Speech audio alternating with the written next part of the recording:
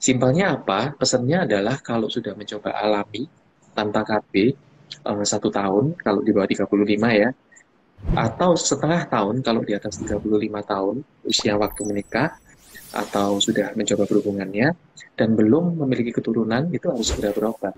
Salam Hmm, kenal Agni, jadi saya Dr. sama-sama. Mahendra, salah seorang dokter yang ada di Bocah Indonesia. Dari pertanyaan umum dulu dok, sebenarnya siapa saja dok yang membutuhkan program bayi tabung dok? Apakah ada orang-orang tertentu yang memang harus mengikuti atau membutuhkan program bayi tabung?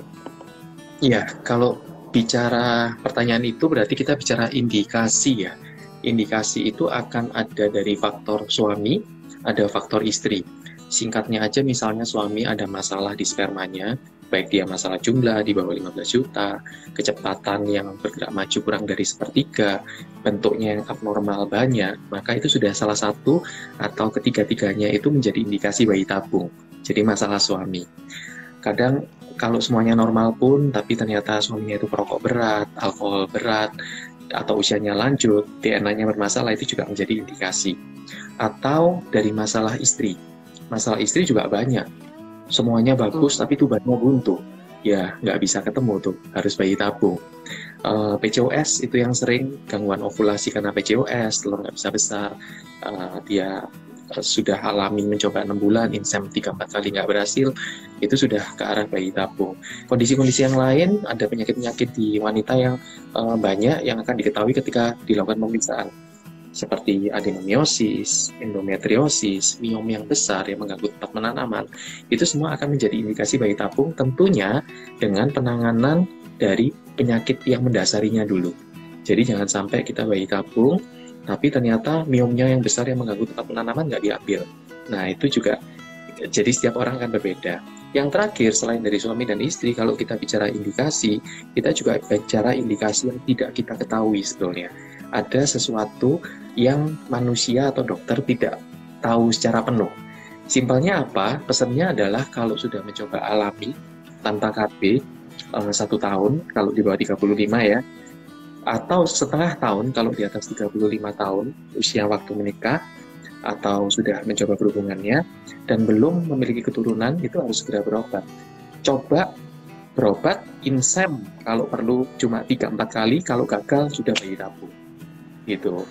Kita berpacu dengan waktu kalau di Iya. program itu. Oke oke. Berarti kalau misalnya sudah ada gejala-gejala yang tadi dokter Maitra sebutkan, lebih baik langsung lari aja ke bayi tabung gitu ya dok ya?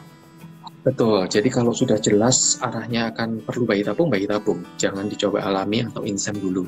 Tapi kalau yang misalnya kita nggak temukan sesuatu yang harus bayi tabung pun, tidak melulu tidak berpikir bayi tabung, harus cepat.